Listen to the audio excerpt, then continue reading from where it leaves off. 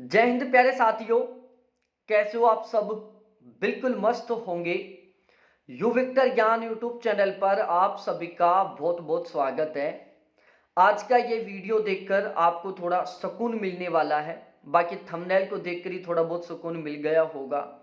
और जो कैंडिडेट बहुत खतरनाक तरीके से सरकारी नौकरी लगने के लिए मेहनत कर रही हैं, उन कैंडिडेटों को तो और भी ज्यादा सुकून मिला होगा।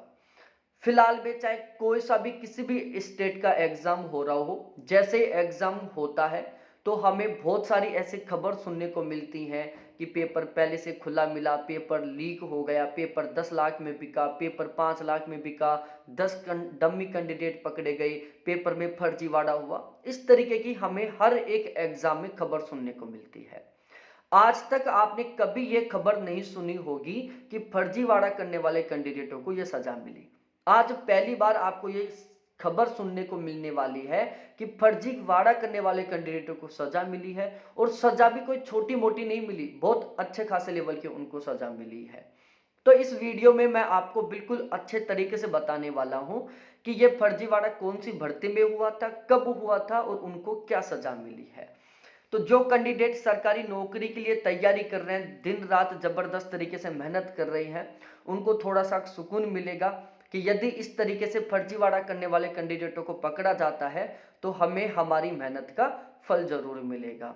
क्योंकि फर्जीवाड़ा करने वाले कैंडिडेट जॉब में लग जाते हैं और जो कैंडिडेट बेचारे दिन रात जबरदस्त तरीके से मेहनत कर रहे हैं वो फेल हो जाते हैं।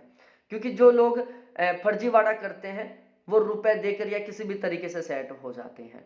और हम जो जबरदस्त तरीके से किताबों को पढ़ रहे हैं, जबरदस्त तरीके से पढ़ाई में लगे हुए हैं, उनको कोई बेनिफिट नहीं मिल पाता। तो अब हम इसके बारे में समझते हैं। देखो, ये खबर है राजस्थान की। राजस्थान में 2022 में एक एग्जाम हुआ था पीटीआई का। ठीक है, उस पीटीआई के एग्जाम में जब वो एग्जाम हुआ था ना, तब ही पता चल गया था कि भाई इस भर्ती में क्या हुआ है, एक अच्छे खासे लेवल पर फर्जीवाड़ा हुआ है। और 2022 में ये जो पीटीआई का एग्जाम हुआ था, ये 5546 पदों पर एग्जाम हुआ था। एग्जाम हुआ, पता चल गया फर्जीवाड़ा हुआ है, लेकिन उसको इग्नोर किया गया। तुरंत आंसर की डाली गई, तुरंत रिजल्ट डाल दिया गया और ज्वाइनिंग दे दी गई।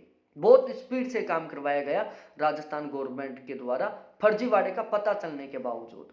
ठीक है, उसके बाद में बहुत सारे लोगों ने विरोध किया तो एक कमेटी बनी और कमेटी ने टोटल कुल मिलाकर 1200 सिलेक्टेड कैंडिडेटों की जांच की। 1200 सिलेक्टेड कैंडिडेटों की जांच की, उनमें से 321 फर्जी कैंडिडेट निकले। मतलब 1200 कैंडिडेटों में से 321 फर्जीवाड़े वाले कैंडिडेट पकड़े गए। अब ये जो 321 कैंडिडेट थे, इनमें से टोटल कुल मिलाकर 244 कैंडिडेटों ने मान लिया कि उन्होंने किसी ना किसी तरीके से फर्जीवाड़ा किया है।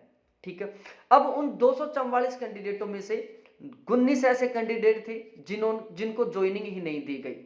स्टार्टिंग में उनको तो क्या कर दिया गया, बर्खास्त कर दिया गया, एक तरीके से समझो, उनको तो ज्वाइनिंग ही नहीं दी गई। 10 कैंडिडेट थे जिनको लग रहा था कि भाई हमें ज्वाइनिंग भी दे दी जाएगी तो फिर हमें बर्खास्त किया जाएगा, तो 10 कैंडिडेटों ने डर के चक्कर में खुद ने ज्वाइनिंग नहीं ली। इसके अलावा 33 कैंडिडेट थे जिन्होंने कोर्ट से स्टे लिया आया। और कल 130 कैंडिडेटों को बर्खास्त कर दिया गया जो लगभग 1 साल से ड्यूटी कर रहे थे, उनको ज्वाइनिंग मिल चुकी थी और उनको अब क्या किया गया है, बर्खास्त किया गया है। तो 130 वो कैंडिडेट जो पिछले 5-7 महीने से किसी सरकारी स्कूल में पीटीआई के पद पर काम कर रहे थे और उनको अब बर्खास्त कर दिया गया है। और उनको अब तक जितनी सैलरी मिली है ना, वो सारी की सारी सैलरी रिटर्न करनी पड़ेगी। साथ ही साथ उनको सजा होगी, साथ ही साथ अब वो आगे किसी भी तरीके का कोई एग्जाम नहीं दे पाएंगे। तो ये खबर सुनकर थोड़ी सी शांति मिली है कि चलो किसी को तो सजा मिली कम से कम।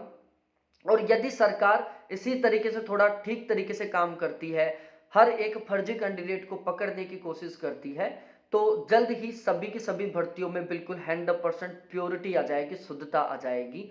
और जो मेहनत करने वाले कैंडिडेट हैं उनको भी बेनिफिट मिलने लग जाएगा। तो वीडियो अच्छा लगा हो तो वीडियो को लाइक करो और अपने उन सभी साथियों के साथ जरूर शेयर करो जिन्होंने एग्जाम दिया है या जो किसी सरकारी एग्जाम की तैयारी कर रहे हैं।